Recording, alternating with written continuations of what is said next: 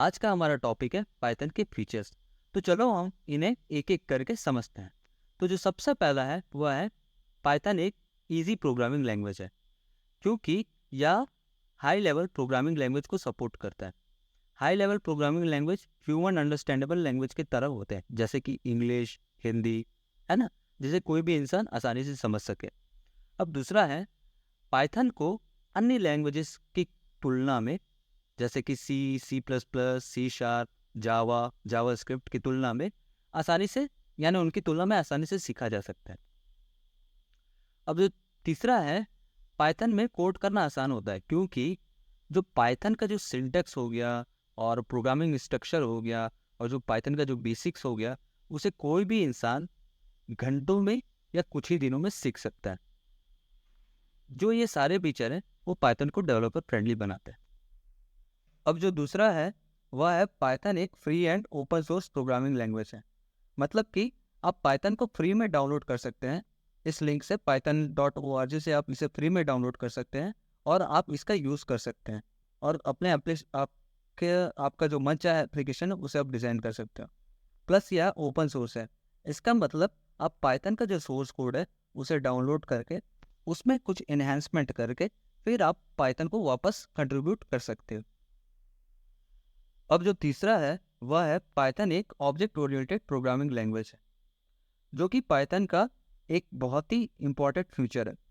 ठीक है, इस तरह पाइथन जो है उसके कॉन्सेप्ट जैसे कि क्लासेस, ऑब्जेक्ट, इनकैप्सुलेशन, ये सारे को support करता है। अब जो चौथा है वह है GUI प्रोग्रामिंग सपोर्ट, यानी कि जो पाइथन है ग्राफिकल यूजर इंटरफेस प्रोग्रामिंग को सपोर्ट करता है। ग्राफिकल यूजर इंटरफेस यानी कि आपके जो डेस्कटॉप के एप्लीकेशन होता है, ठीक है, जैसे कि आइकन हो गया और जो डेस्कटॉप का जो यूजर इंटरफेस हो गया, इसको डिजाइन करने के लिए पाइथन कुछ टूल्स प्रोवाइड करता है या लाइब्रेरी प्रोवाइड करता है, जिसमें कि PyQt5, PyQt4, WX Python, TK, ये सारे पॉपुलर टूल है। लेकिन इन सारे में PyQt5 को सबसे ज़्यादा यूज़ किया जाता है ग्राफिकल यूजर इंटरफेस डिज़ाइन करने में।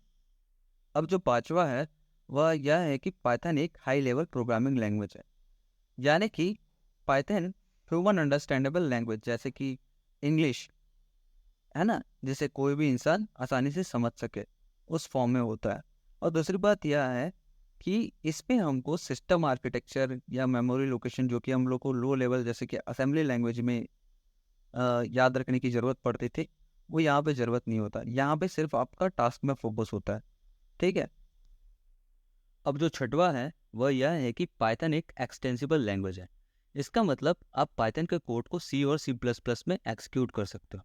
जैसे कि मैं एक एग्जांपल दे रहा हूँ, आप python.h file, header file use करके सी या C++ में पाइथन के कोड को ऐड करके एग्जीक्यूट कर सकते हो। तो इस तरह से पाइथन एक एक्सटेंसिबल लैंग्वेज बन जाता है।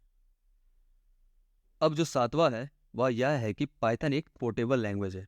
इसका मतलब आप पाइथन के कोड को किसी एक जगह लिख के कहीं पे भी रन कर सकते हैं।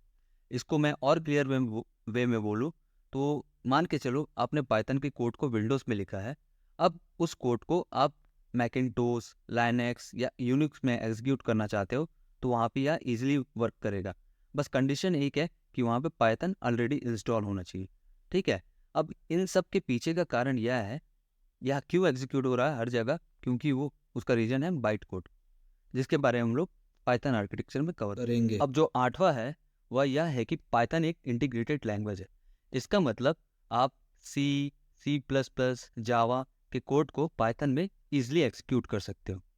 जैसे कि साइथन मॉड्यूल का यूज़ करके आप सी के कोड को पाइथन में इजीली एग्जीक्यूट कर सकते हो।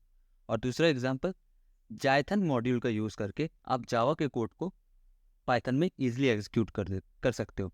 तो इस तरह से पाइथन एक इंटीग्रेटेड लैंग्वेज है। अब जो नौवा है वह यह है कि पाइथन एक इंटरप्रेटेड लैंग्वेज है। इंटरप्रेटेड लैंग्वेज का मतलब आपका जो सोर्स कोड है उसका लाइन बाय लाइन एग्जीक्यूशन होना। अब जो पाइथन का कोड है वह सी और C++ की तरह कंपाइल नहीं होता। इस कारण इसमें डिबगिंग करना बहुत ज़्यादा आसान होता है, क्योंकि यहाँ पे आपका जो कोड है वो लाइन बाय लाइन, वहाँ लाइन बाय लाइन एग्जीक्यूट हो रहा है एट ए टाइम। ठीक है। अब जो यहाँ कहा जा रहा है कि पाइथन एक इंटरप्रेटेड लैंग्वेज है, ये बाहर से एक इंटरप्रेटर की तरह बिहेव करता है, लेकिन जो इसका इंटरनल मैकेनिज्म और प्रोसेस है वह कुछ और है, जो कि हम लोग पाइथन आर्किटेक्चर में कवर करेंगे। ठीक है। सो अब जो 10वां है वह यह है कि पाइथन के पास एक बहुत बड़ा लाइब्रेरी और फ्रेमवर्क का कलेक्शन है, जो कि आप इस डायग्राम में देख सकते हैं।